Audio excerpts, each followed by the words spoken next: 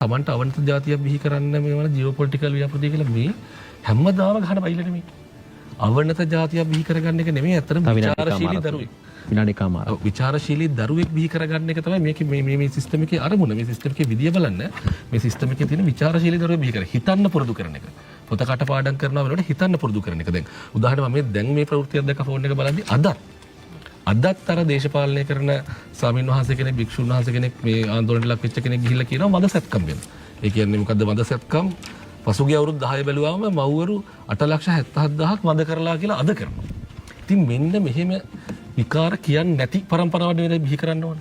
විකාර කියන්නේ නැති සහ මේ වගේ විකාරයක් කවුරු කිව්වත් ඒක පිළිගන්නේ නැති. දැන් මම වෛද්‍යවරයෙක් විතර දන්නවනේ මේ කියන්නේ LRT සත්කම ගැන. උපත් පාලන ක්‍රමවේදයක් විදිහට ලෝකේ මනුමත රජයනම 8,70,000 මේ සංඛ්‍යාලකයක් ගන්න ඒකනේ. ස්පිරිතාල ස්වේච්ඡාවෙන් පවුල් සැලසුම් ක්‍රමයක් විදිහට කරන එක. අරගෙන වද සත්කම් කරලා කියලා ඇවිල්ලා මේ පිස්සු නටනවා.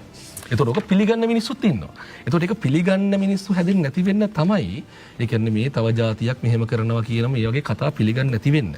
තමයි අපිලා මේ පුරවැසි අධ්‍යාපනය වගේ කොන මේක කවරටත් කිව්වනේ. වෙන විපක්ෂ විවේචන මේක කවරටත් කිව්වා. කවර දේ දුණු පාටයි කියලා. ඒතර පුරවැසි අධ්‍යාපනයේ මේක ගත්තට පස්සේ මේකේ තියෙන වෙනස්කම් අපි අතර තියෙන වෙනස්කම් මේ වෙනස්කම් එක එකට වැඩ කරන හැටි මට විනාඩියක් දෙන්න.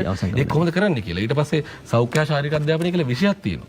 මේකේ උගන්වනවා දේවල් දරුවට හිතන්න පුරුදු කරන ක්‍රමයකට.